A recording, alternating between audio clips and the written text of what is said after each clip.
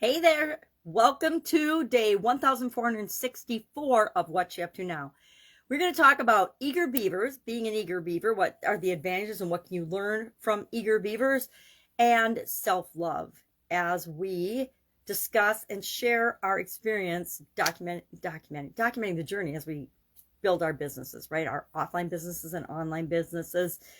Lessons learned, the good, the bad, the ugly, we share it all here. I share it all here. This is, again, the 1464th day that I've shared my journey online and off. And it started out, I actually watched my very first video in this segment a couple weeks ago now, and it was so cringeworthy. It's amazing. And in some ways, mine are just as bad as they were back then. And so I did it on purpose to give myself an opportunity to say, okay, what's changed, what hasn't changed, what do you need to do? And there's a couple things I need to do and a couple things I don't need to do, because this segment is just a video log of what I'm doing as I grow and build my businesses in different areas. It was originally just to document online business growth. And then in 2020, with the pandemic and everything, I changed my direction a little in terms of we got to do both online and offline businesses in order to be self-sufficient and sustainable, have multiple streams of income, all the reasons that we want to have businesses.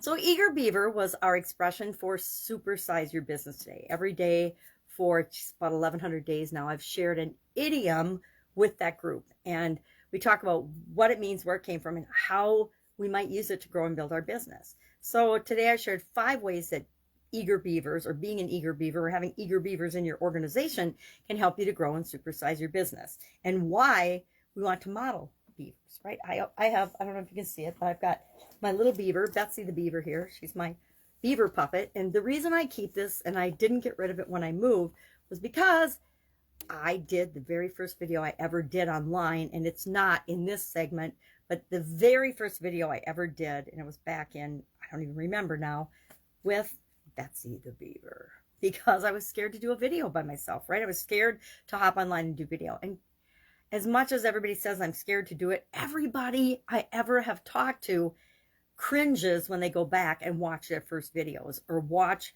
the first thing that they created, your first book, your first course, your first webinar, your first everything. We go back and we look at it and we see all the mistakes that we didn't see when we first did it because we didn't know better, right? We do the best we can with what we've got at the present moment, and then we learn more and practice and take action and get better at things and realize, oh my gosh, that I didn't die when I did my first video. I'm still here, 5,000 some videos later, but I needed a prop and some help to get me to push record that very first time.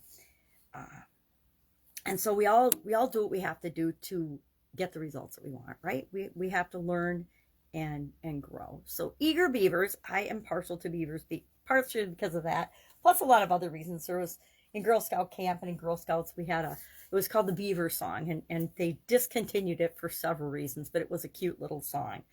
And beavers are great animals, right? They're tenacious. They do what they want, where they want. They build and create what they want. They build their dams wherever they want. They pick a spot in a waterway and they just start knocking down trees. They just start, no matter how big or how small the tree, they go at it. I used to go for walks at the state park where I lived by my old house, and I remember there's this little stretch of river where a beaver had built a dam. I actually saw the beaver after I had seen these giant trees with, the bite marks that had been felled and were gone. And I'm like, I don't know how that beaver, once I saw it, I was amazed before I saw the beaver. I was thinking, how big must that beaver be to have knocked down that tree? But guess what? They do it like we do, one bite at a time, how we succeed, how we achieve what we want, one step at a time, right? And the beaver doesn't know how long it's going to take it or how many bites it's going to take when it starts biting down that tree. It just does what it does because that's what a beaver does. They don't quit. They don't let outside things influence them. They just get the job done. They're go-getters. They're hard workers. They're tenacious. They're consistent. They show up every day and work on biting that tree until it's down and they can add it to their dam. So I think beavers, I guess they're kind of mean, but they're kind of cute, and they're very industrious, and I appreciate any hardworking, industrious thing because I was raised with a strong work ethic. And so I appreciate that in other people. We need them in our organizations. We need them in our life, right? We need people in our life that can help us be self-starters, be self-sufficient. We can give them a job and we know that it'll get done, so we don't have to worry about it. Whether it's in our home or in our businesses, we need both. So eager beaver was our idiom today. I'm going to focus on emotion-related idioms. And eager beaver is about excitement, getting excited about something and doing something and following through. So I don't even remember why I picked eager beaver first. I think it's because so many of the idioms in any topic are negative. And even eager beaver, people can like call you an eager beaver when they're trying to put you down. And usually it's because you're doing way more than they are and they think it makes you look bad. I could share some stories about examples of that where I've gotten in trouble because early on in my work life, I learned that people don't always appreciate it when you figure out a better way to do something or when you are more productive than they are, especially in a manufacturing work environment. It can teach you a lot about peer pressure very quickly. And also about performance and doing what feels right to you, even if other people don't agree with it. Our topic for the month of February just happens to be for the month of February, and I'm going to figure out a way to make this more evergreen so people can join the challenge whenever. And I broke my personal rule today and talked about February in the video for today, but I can always change or edit that out or remind people that it doesn't matter when, and it doesn't matter when we do one thing every day to improve ourselves or how we decide to do that. We could just do a random thing every day, but I wanted to make it a little more conscious and focused. And so last month we focused on our physical environment, our physical well-being, our physical bodies, our health, etc. This month we're focusing on emotions. Why? Because February's got Valentine's Day. It's got my son's and my granddaughter's birthday. It's just a great month about love and positivity. And so I wanted to focus on emotions for that. And then we'll go to mental next month, and then spiritual, financial, relationships, contribution, and I think confidence before communication. I can't remember which months I set up as which, but for each month we will focus on a particular area or aspect of our life. Now, it doesn't mean we're exclusively doing that. It's like we didn't just stop paying attention to our physical well-being because it's February 1st today, right? We're not going to do that. But we are going to focus on emotions. So we talked about, today's topic was self-love, and I shared 30 plus ways, like 32 or 33 ways that we know and if we're showing self-love, if we're taking care of ourselves, which is really a great list because some of them I do, some of them I don't, right?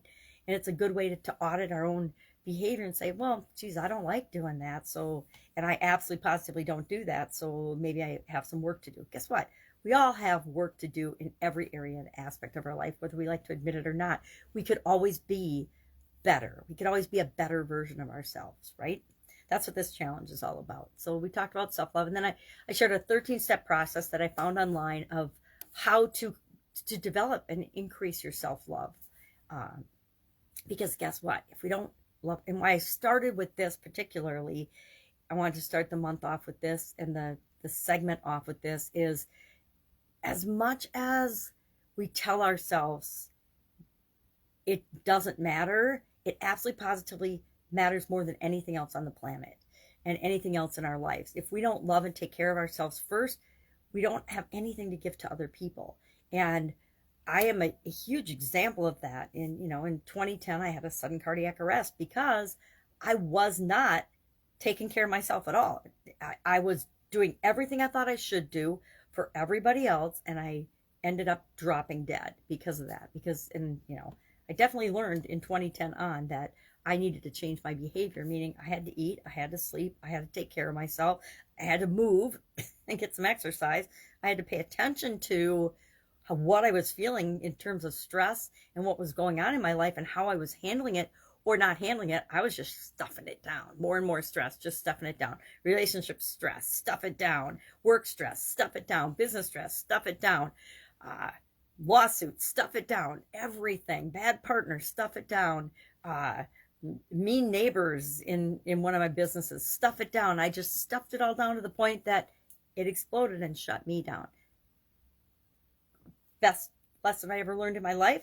But thank goodness I'm still here to talk about it, right? What if I had died? What impact would that have had? It wouldn't matter to me, but it probably would have mattered a lot to my kids, my businesses, the people I was in business with, etc. It would have mattered a lot. I like to think it would have mattered a lot, but I'm certainly glad I didn't expire. So that's what I'm thinking about today. Was proud of myself. I did figure out how to get all of the first 31 days into the Get Up and Go private Facebook group, Unit or Guides 15. I call it Unit 15 because that's what they were originally called. Guide 15 is going to be all about the 365-day challenge. I'm just going to put it there so if people want to access it, they can start anytime. I looked at making a funnel for it and sticking them all in a funnel or members area, and I'm probably going to do that as well, or I might hire someone to do that, honestly, because with my vision, creating funnels isn't that fun anymore. And we want to keep the fun in funnels, right? We want to keep the fun in the things that we do for our business.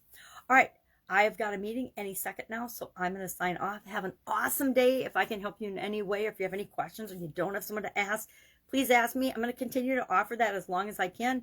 But as I get busy and my schedule is too busy, I will probably stop saying it. But for right now, I want to be that resource that if you feel like you're just in a hole and you can't get out of it, or you know you need to change or do something, or that you're like at your breaking point, hit me up because I've been there, and you don't have to figure it out alone. And if you don't know what to do, I might not have the exact right answer for you, but I guarantee inside of you, you know what to do, and we can figure that out together very quickly, like in under 5 minutes. All right, have an awesome day, and I will be with you tomorrow.